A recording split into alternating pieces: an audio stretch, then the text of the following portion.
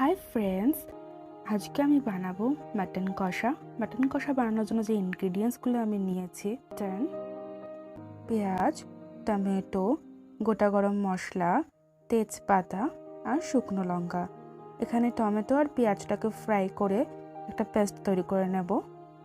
আর নিয়েছি পেঁয়াজ কুচি, আদা রসুন বাটা, টক দই। মশলার মধ্যে নিয়েছি হলুদ গুঁড়ো, নুন, জিরে গুঁড়ো, গরম মশলা গুঁড়ো, লঙ্কার গুঁড়ো আর সর্ষের তেল। মাটনটাকে ম্যারিনেট করে নিতে হবে। মাটনে অ্যাড করতে হবে টক দই,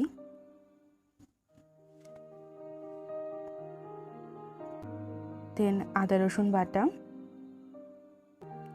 হলুদ গুঁড়ো, নুন, লঙ্কার গুঁড়ো, জিরে গুঁড়ো আর সর্ষের তেল।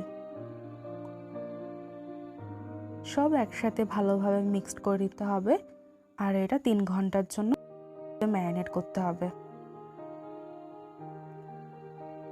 মশলাগুলো খুব ভালোভাবে মাটনটার সাথে মিক্সড করে দিতে হবে।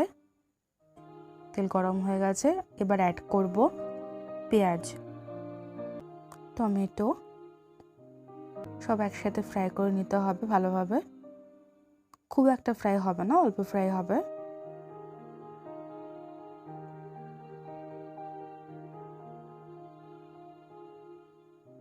দেখুন ফ্রাই হয়ে গেছে।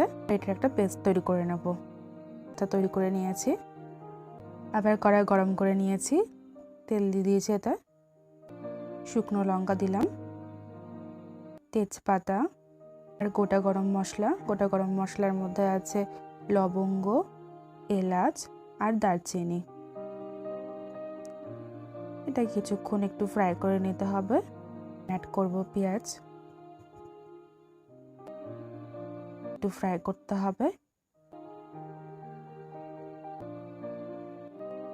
পেঁয়াজটা একটু ফ্রাই হয়ে গেছে, এবার অ্যাড করব আদা রসুন পেস্টটা। সব একসাথে মিক্সড করে একটু ফ্রাই করে নিতে হবে। একটু ফ্রাই হয়ে গেলে অ্যাড করব টমেটো আর পেঁয়াজের যে পেস্টটা বানিয়ে নিয়েছিলাম, সেই পেস্টটা পুরোটা অ্যাড করে দিতে হবে।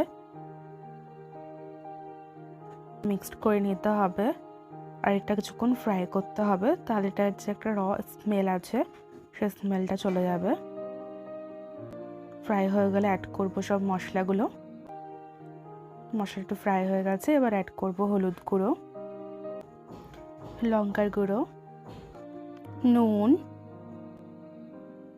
সব একসাথে মশলাগুলো মিক্সড আপ করে নিতে হবে আর কিছুক্ষণ ফ্রাই করতে হবে। দেন অ্যাড করলাম জিরে গুঁড়ো। মশলাটা ভালোভাবে কষতে হবে। দেন অ্যাড করব মাটন। ম্যারিনেট করা যে মাটনটা পুরোটা অ্যাড করে দিতে হবে। মাটনটা ভালোভাবে মিক্সড করে দিতে হবে মশলাগুলোর সাথে। আর 15 থেকে 20 মিনিট মতো রান্নাটাকে করতে হবে।